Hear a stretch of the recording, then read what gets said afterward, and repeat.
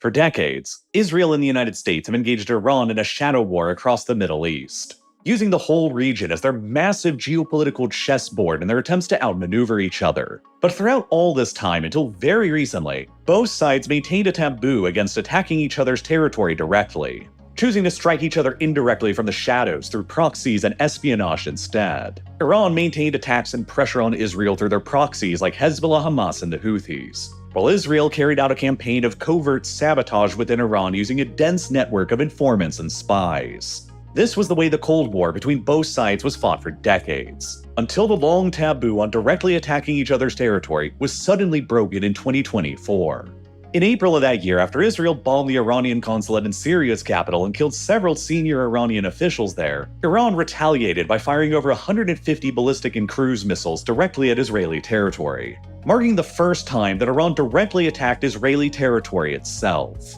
Almost all of the missiles were shot down, and then Israel retaliated by launching limited airstrikes directly on Iranian territory for the first time as well. Later in October of 2024, with the taboo already broken and following Israel's assassination of Hamas's political leader on Iranian soil, Iran attacked Israel's territory directly for a second, even larger time using around 200 missiles, causing only minor damage again. Both of these incidents of direct attacks between them were merely preludes for what was coming in June of 2025 last month, however, when Israel and Iran absolutely shattered the long-running taboo on attacking each other's territories directly. On the 12th of June, the UN's nuclear watchdog agency, the International Atomic Energy Agency, or the IAEA, declared for the first time that Iran was in breach of its nuclear non-proliferation commitments. The very next day, the Israelis launched a massive surprise attack directly against Iranian territory, involving overwhelming airstrikes along with commando and Mossad operatives who were hidden deep within Iran itself on the ground.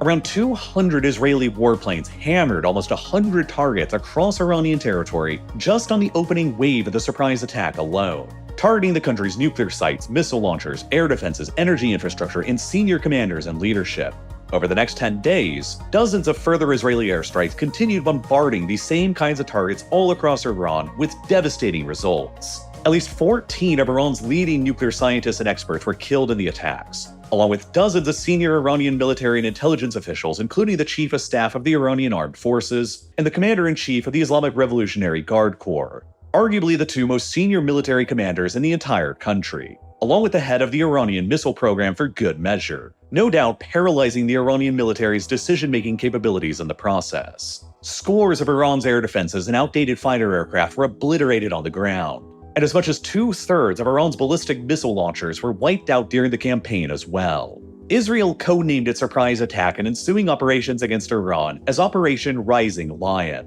a clear reference to the pre-revolutionary symbol of Iran, the lion, suggesting that Israel's ultimate objective in the campaign went beyond just curbing Iran's nuclear weapons program and was intended to go even further and cause the toppling of the country's theocratic regime as well. Iran almost immediately began retaliating for Israel's attacks, and over the coming 12 days, Iran would fire a similarly unprecedented 532 ballistic and cruise missiles directly at Israeli territory. As in the past, the vast majority of them were either intercepted, misfired, or struck empty parts of the country. But 31 of these Iranian missiles also managed to directly strike major Israeli population centers, causing extensive damage to Israeli urban areas and killing 29 Israelis in the process, all of them civilians. Iran's missiles failed to strike any Israeli military targets like air bases that could have hurt the Israeli war effort, while Israeli strikes devastated Iran's military with significant civilian harm as well, killing as many as 935 people across the country, including many civilians, according to Iran. Iran failed to shoot down a single Israeli jet during the entire campaign, and only managed to down a couple of Israel's unmanned drones, showing how thoroughly Israel had managed to establish and maintain aerial supremacy over Iran during the entire conflict. Israel repeatedly bombarded many of Iran's most strategically important nuclear research sites throughout its days of attacks. But there were two facilities in particular where Israel's weaponry couldn't reach. Iran's two largest nuclear enrichment plants in Natanz and Fordow, both buried deep underneath mountainsides that shielded them from most forms of aerial attacks. Israel's leadership appealed to the United States to join directly in the war with their advanced 30,000-pound GBU-57 bunker buster bombs, the only conventional ordnance known in the world theoretically capable of striking the two buried Iranian nuclear enrichment sites since they are rated to be able to penetrate through 60 meters of solid concrete before detonating their massive payload. The Trump administration began flooding reinforcements of aircrafts, fleets, and soldiers to the Middle East theater, all the while the negotiations with Iran over the country's nuclear program continued. But in the end, on the 22nd of June, the Trump administration decided to answer the Israeli call to war and joined with their own unprecedented direct attack on Iranian territory as well, with the goal of crushing the country's nuclear ambitions once and for all. Dubbed Operation Midnight Hammer, the American surprise attack on Iran's nuclear research sites was one of the most complex and technical operations ever carried out in the US military's entire history. America's B-2 stealth bomber fleet, which are capable of carrying the GBU-57 bunker busters, are all primarily stationed at Whiteman Air Force Base in the US state of Missouri. In order to carefully maintain the element of surprise, two groups of B-2 bombers sorted out from Whiteman on the 21st of June, the day before the actual attack, and traveled west across the Pacific in order to serve as a decoy for anyone who might have been watching or paying attention. The next day, on the 22nd, the main strike package, consisting of 7 B-2 bombers loaded up with the bunker busters, departed from Whiteman and traveled east, maintaining almost zero communications and complete radio silence for an 18-hour non-stop flight toward Iran,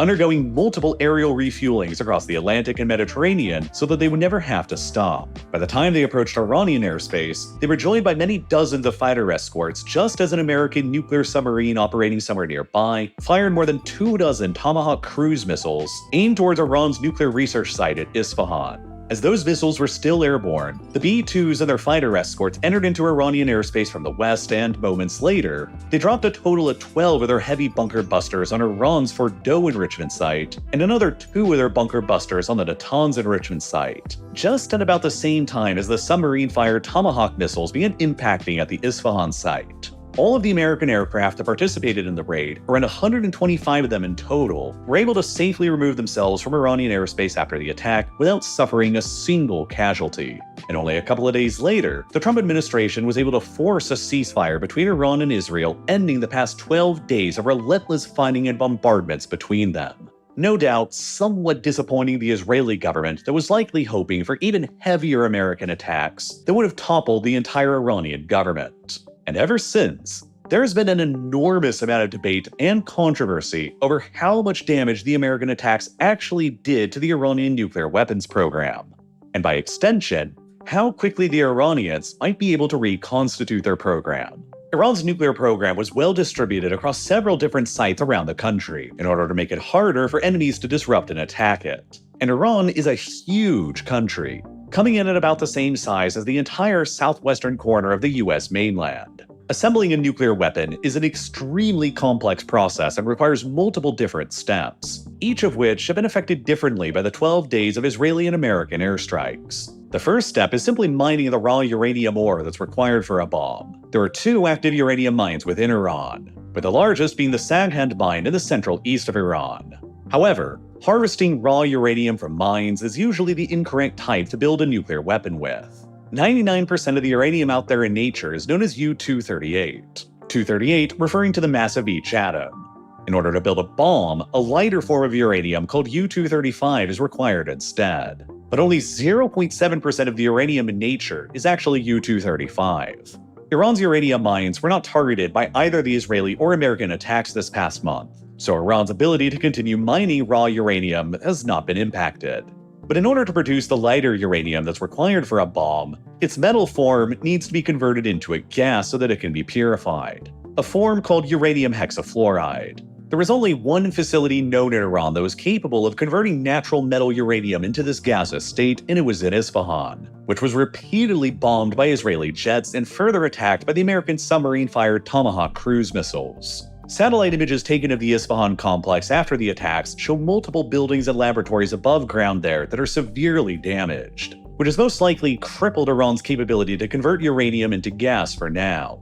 establishing the first of several major bottlenecks that now exist in the country's nuclear weapons program that will probably take years to repair. After the metal has been converted into gas, the next and most challenging step in the weapon building process is to enrich the gas, which is done so by putting the gas into enormous arrays of advanced high-speed centrifuges that rapidly spin the uranium hexafluoride gas. During this step, the heavier U-238 generally moves to the outside of the centrifuge, making the gas in the center of the centrifuge steadily richer in the lighter U-235. Once this process is repeated in the centrifuges multiple times over, the concentration of U-235 in the gas can be raised up to as high as 90%, which is the purity threshold considered to be weapons-grade uranium. The two largest known enrichment sites that Iran possessed were at Natanz and Fordow, both of them built deep underground beneath two different mountains with vast halls of centrifuges beneath them, each containing more than 18,000 centrifuges apiece,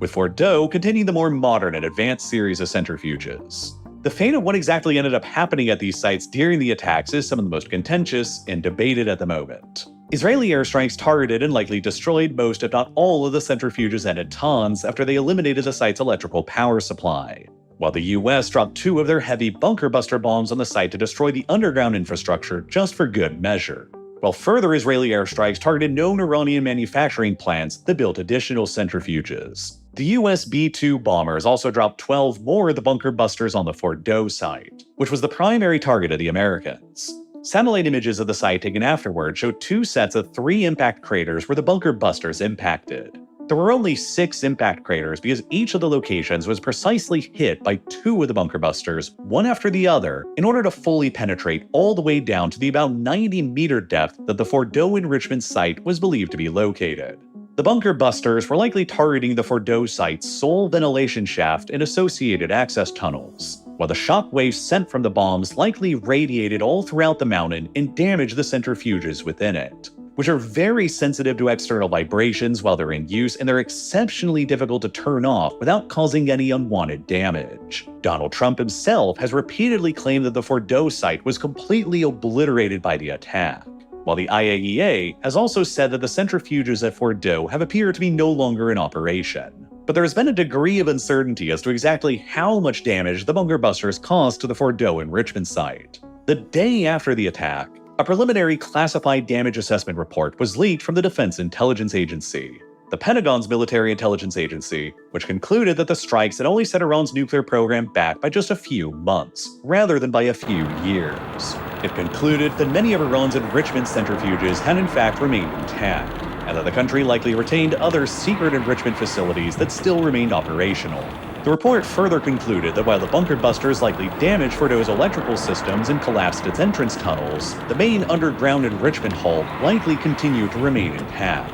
But there's also good reason to doubt the DIA's initial assessment of the situation. The analysts themselves who prepared the report labeled it as low confidence, while its sources were based entirely on satellite imagery and intercepted communications, which are not necessarily the most reliable. David Albright, a former IAEA inspector, has suggested that further evidence that arrived after the DIA's report indicated that Iran likely lost around 20,000 of their centrifuges in the Fordow and Natanz bombings, severely handicapping their ability to further enrich their surviving uranium supplies to weapons grade. Other American intelligence agencies and officials like the CIA and the Director of National Intelligence, Tulsi Gabbard, have also stressed that the damage inflicted on Fordow and other sites by the attacks have indeed set the Iranian nuclear program back by years rather than months, while Israeli agencies like their Atomic Energy Commission have also claimed the same thing as well. So Iran's ability to enrich uranium has almost certainly been degraded, but the true extent of that damage right now remains unclear.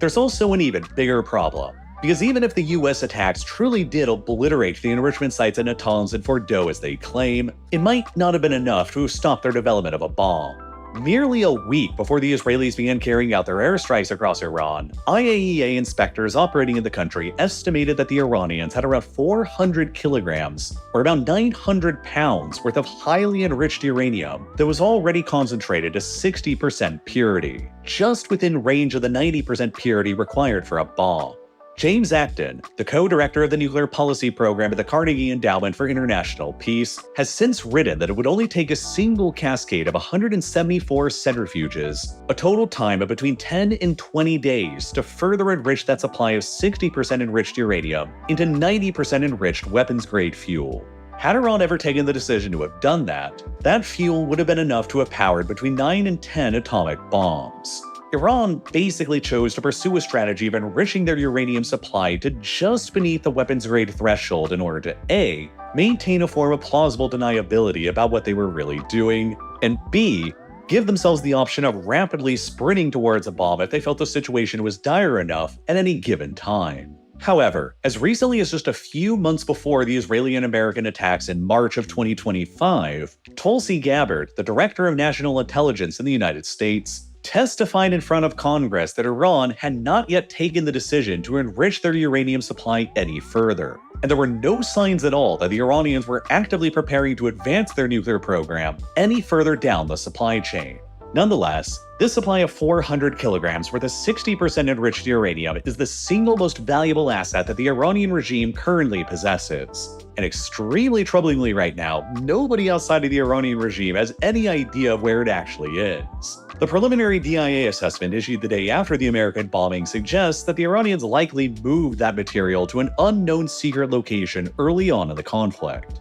Satellite images taken over the Fordow enrichment facility in the days leading up to the American attack show more than a dozen cargo trucks stationed outside of the facility's entrance, suggesting that Iran may have been moving the enriched uranium in some of the centrifuges from the site before it was actually attacked, which has been repeatedly denied by the Trump administration since. Other trucks were spotted by satellites at the Isfahan complex leading up to the American attack as well, where the Iranians were known to be storing a lot of that enriched uranium at. The IAEA had said just a week before the start of the Israeli airstrikes that the Iranians were storing a lot of the enriched uranium there in specialized casks that were small enough to fit in the trunks of only about 10 cars, implying that they could have easily been relocated to unknown locations from there and safeguarded. Ultimately, the UN's IAEA, America's DIA, and multiple European intelligence agencies currently believe that Iran relocated most, if not all, of its enriched uranium supplies before the attacks happened, while the Trump administration has insisted that it was all or mostly destroyed, but has so far not offered up any convincing evidence of that.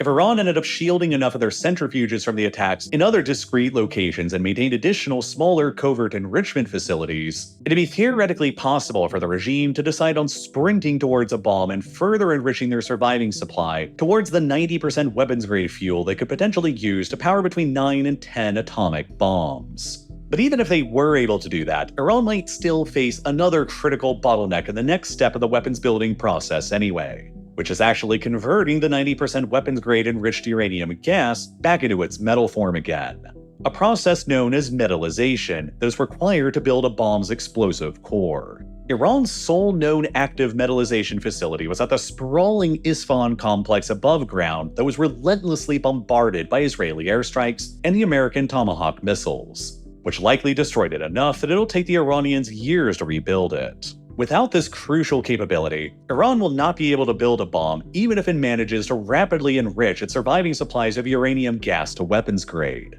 Although it has been pointed out that Iran has maintained other known metallization plants in the past that could potentially be restarted again, and it might have other secret metallization plants elsewhere where the work could be conducted away from prying eyes, though there is no publicly known intelligence that currently suggests that. Similarly and finally, even if Iran finishes the metallization process, it would still have to miniaturize further crucial components, like a detonator system, in order to properly fit it on a delivery system like a warhead on a missile. Iran may or may not have this capability right now. It's a little unclear and depends on what source you're looking at. But the Israelis did bomb and destroy multiple buildings at Iran's Sanjarian manufacturing plant, which was known to produce these kinds of miniaturized detonator systems, which also might complicate Iran's ability to finish this final step of a bomb's construction as well. Although, like its potentially secret hidden metallization and enrichment facilities, Iran could maintain other hidden detonator system plants as well. Basically, nobody really knows at this point the true extent of the damage that the Israeli and American attacks did to Iran's nuclear program.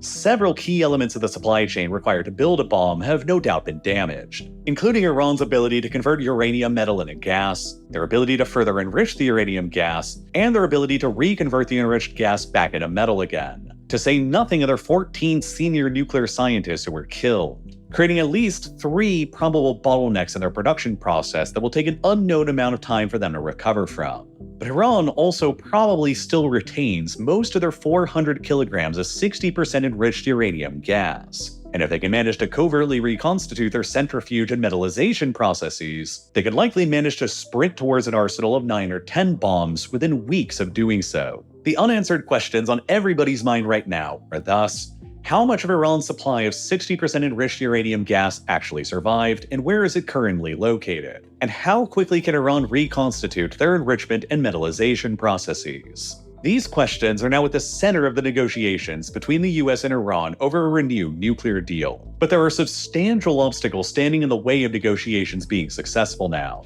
Trump continues to insist that Iran agree to completely scuttle its entire enrichment processes permanently, or there won't be any deal at all. Something that the Iranians are almost certainly never going to agree to now, because they no doubt view their eventual acquisition of a nuclear bomb as their only guarantee of safety in this dangerous world. Over the past nearly 2 years of war across the Middle East, Iran has completely lost its carefully built-up conventional deterrence to relentless Israeli and American attacks. Its proxies at Hezbollah and Hamas had spent tens of billions of dollars and decades building up have been completely crippled. Its allied regime in Syria has been toppled, while Israeli and American warplanes showed that they were capable of bombarding the country and killing its senior leadership with complete impunity. Iran's only possible way to maintain deterrence standing is completing its nuclear project. And they have zero trust in the Trump administration or Israel that if they give that up, they won't just take advantage of it and try and topple their even more exposed regime later. Remember that prior negotiations over Iran's long-running nuclear program during the Obama era eventually culminated in 2015 with the Joint Comprehensive Plan of Action, or the JCPOA, sometimes also called the Iran nuclear deal, which accomplished several notable things at the time. Iran then agreed that it would eliminate its enrichment program and would shut down their huge Fordow enrichment site for 15 years until 2030. And they would also submit themselves to extremely intrusive weapons inspections from the IAEA to routinely verify that they remained in compliance. In exchange, multiple US, EU, and UN sanctions that had been previously imposed on Iran would be lifted, including on their oil exports and $100 billion worth of frozen overseas assets that were unfrozen, granting the moribund Iranian economy a much-needed and welcome boost. Any of those sanctions could also be immediately reimposed unilaterally through a snapback mechanism if Iran was ever to be found in non-compliance. Even if Iran pulled out of the deal, the JCPOA had restricted Iran's nuclear capabilities by such an extent, it was seen that it would be impossible for them to have developed a weapon within a year of pulling out, giving the world enough time to resort to military action if that ever happened. Nonetheless, there were several opponents to the deal in the West and a lot of substantial criticism. Some critics of the JCPOA blasted it as only a band-aid to the problem, only restricting Iran's nuclear program for 15 years and only delaying it until 2030 rather than decisively shutting it down for good. Israel and Netanyahu's government fiercely objected to the deal, claiming that it legitimized the Iranian nuclear program and claiming that Iran would either find ways to violate the agreement or would simply wait it out for 15 years and just restart it again later, kicking the Iranian nuclear can down the road for future leaders to figure out instead. The deal also didn't address or put any limits on Iran's ballistic missile program, and it freed up huge amounts of cash for Iran to begin piling into its various regional proxy forces like Hezbollah, the Houthis, and Hamas, which further inflamed tensions between Iran and the Gulf Arab states and led to countries like Saudi Arabia and the United Arab Emirates opposing the deal as well. While intended to last for 15 years, the JCPOA only ended up lasting for 3 years until 2018. When the Trump administration unilaterally pulled the US out of the deal and reimposed crushing sanctions on Iran instead, despite the fact that all evidence at the time indicated that the Iranians were upholding their end of the deal. Back then, Obama predicted that Trump's decision to do this was going to eventually present America with what he called the losing choice between a nuclear-armed Iran or another war in the Middle East. Enraged and feeling betrayed by the collapse of the deal, the pragmatists in the Iranian regime who had been steadily gaining momentum were sidelined in favor of the hardliners again. And with the crushing American sanctions reimposed, Iran quickly began restarting small elements of their nuclear program and gradually violating the original terms of the JCPOA. Small-scale enrichment began again, centrifuge production and use increased, and access to the IAEA was steadily restricted again. Then in January of 2020, after Trump ordered the drone strike that killed one of Iran's most senior generals who was in Iraq at the time, Qasem Soleimani, Iran declared that they were no longer going to abide by any of the remaining limits on their nuclear enrichment program. And so their stockpile of enriched uranium began rapidly expanding again from almost nothing to include the increasing volumes of highly enriched uranium at 60% within only a stone's throw away of the 90% weapons-grade fuel. After Joe Biden became America's next president in 2021, he promised to renegotiate another nuclear deal with Iran, but for years it proved to be too difficult, with a lack of trust since Trump ripped the US out of the last deal. Throughout his term in office, Biden insisted that Iran needed to return back to the original restrictions on their program imposed by the JCPOA before he would lift the reimposed sanctions, while the Iranians continued to insist the opposite and demanded that the sanctions be lifted first as a sign of trust. No side ever proved willing or capable of budging for years, and then came the Hamas attack on Israel in October of 2023, which sparked the series of events into motion that led to Hamas and Hezbollah getting catastrophically crippled and the Assad regime in Syria collapsing, completely undermining Iran's strategy of conventional deterrence and exposing them for the first time in decades to direct Israeli and American attacks.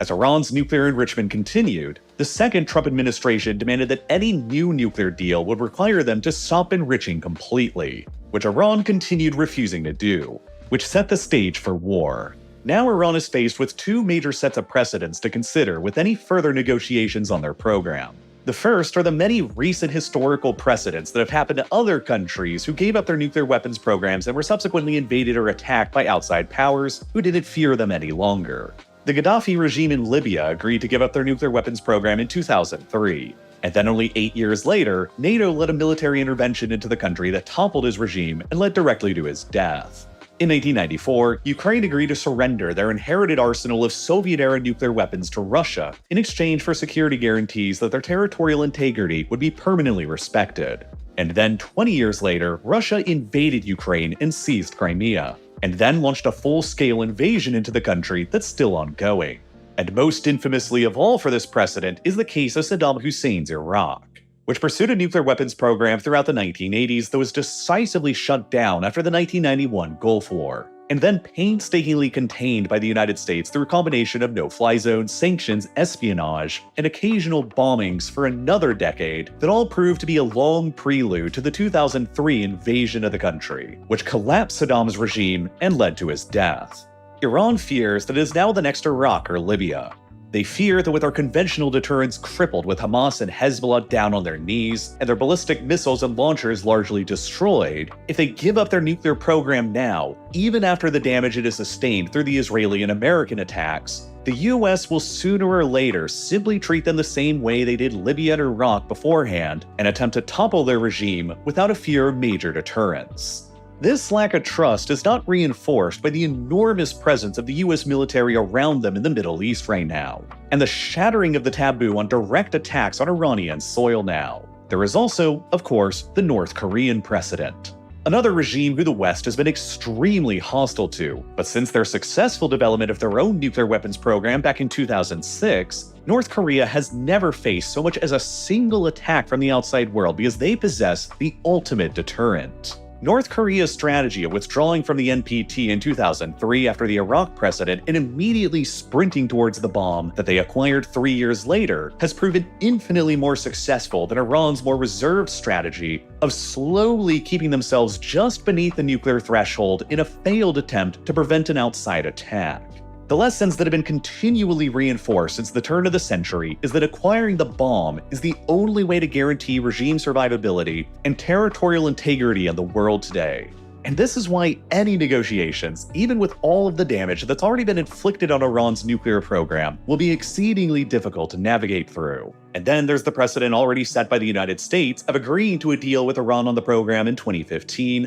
only to then renege on the deal and unilaterally withdraw from it just 3 years later. From Iran's perspective, who's to say that won't just happen again? I think that the most likely outcome here is that so long as the hardline revolutionary regime remains in power in Iran, the regime will continue seeing the bomb as its only guarantee of survival, like the Kims in North Korea have. Israel and the Gulf Arab states will also continue seeing Iran's nuclear program as an unacceptable existential threat to their own survivals, and they will continue trying to rope in the United States to try and help them contain it. potentially leading to a similar situation going forward as the US faced with Saddam's Iraq throughout the 1990s, where the US just keeps on having to deploy occasional force to continually delay and suppress the program whenever they feel it's getting too close to becoming successful, tying up critical American military resources in the Middle East while it's attempting to maintain its focus on China and Taiwan, and locking the US in yet another version of an unpopular forever war back in the sandbox.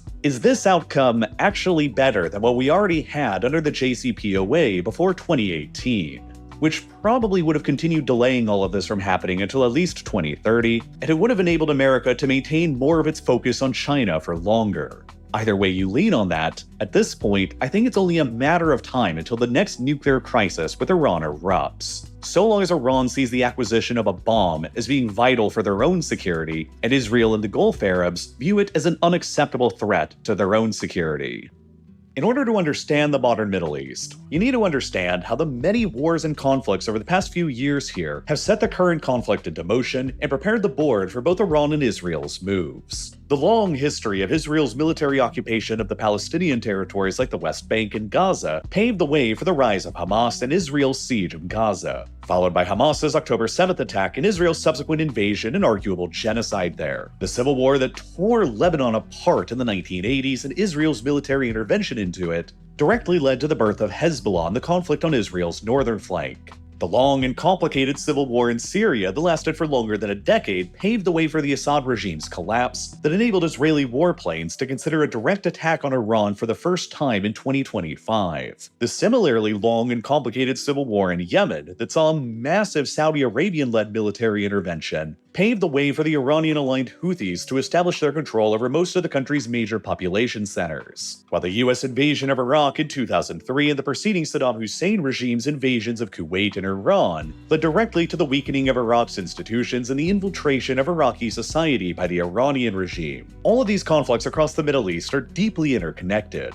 and they're all part of the foundation of knowledge for understanding how we got to where we are today. And as with every major conflict that I've covered before on this channel, there's always far more complexity than can ever be fully explored in just a single YouTube video, especially when the topics are as sensitive and controversial as covert nuclear programs, foreign armed interventions, and regional warfare. And this is exactly why I created my Modern Conflict series, which includes standalone, in-depth documentaries into all of these preceding Middle Eastern conflicts like the Israel-Hamas conflict, the October 7th attack, and the Lebanon, Syria, and Yemen civil wars that will all give you the invaluable prior context that you need to understand what's really happening here today. Over the past 4 years, I've created around 50 total episodes in Modern Conflicts covering the most major wars, operations, and conflicts of the 21st century, also including multiple episodes into the ongoing Russia-Ukraine war, the civil wars in Sudan and Myanmar, the 2012 Benghazi embassy siege, the Armenia-Azerbaijan wars, and dozens of other episodes, with new ones coming out all the time exclusively on Nebula. Because of the inherently violent and controversial details surrounding the discussion of all of this, these Modern Conflict documentaries would all become demonetized and age-restricted if they were on YouTube, which means the YouTube's algorithm, which is based around showing you ads, would never be incentivized to actually show the videos to you or to promote them. I deal with very large numbers of my more mild videos on YouTube getting demonetized and age-restricted as they are, and that's why I upload all of my episodes in Modern Conflicts exclusively to Nebula, and why signing up to Nebula is the absolute best thing that you can do to support me and my channel. And you'll also get access to way more content than just my exclusive Modern Conflict series there as well. Because the best part about Nebula is that it's jointly co-owned by myself and hundreds of other independent creators to make the projects that we're all actually deeply excited about, without any fear of being censored or demonetized like we are on YouTube. And that's why there's tons of other new unique content on Nebula that's coming out all the time too that you'll also love, like Bobby Broccoli's incredible new feature-length documentary called 17 Pages, Lindsay Ellis's now exclusive to Nebula documentaries, and the Wendover Productions team's hilarious Abolish Everything series, and so many others. I also know that there's a lot of streaming platforms out there right now, and you don't really want to get stuck with another monthly cost to keep track of. But I also know that if you watched this all the way through to the end, there is so much content on Nebula that you'll love as well, and so much more coming out with every new month that you could consider a lifetime membership to Nebula, for as long as we both last, and then you'll never have to worry about a recurring subscription or ads ever again. That's the best way possible to support what I'm doing here on Real Life Lore. But even if you'd rather not make that large of an upfront commitment, you can still help support me by signing up for a yearly or a monthly subscription to Nebula as well, which you can get for a fantastic deal with 40% off by scanning the QR code or clicking the button here on your screen right now, or by following the link that's down below in the description. Any of which will also get you access to everything on Nebula for the very low price of just $3 per month or $36 a year. I hope that you'll consider signing up, and as always, thank you so much for watching.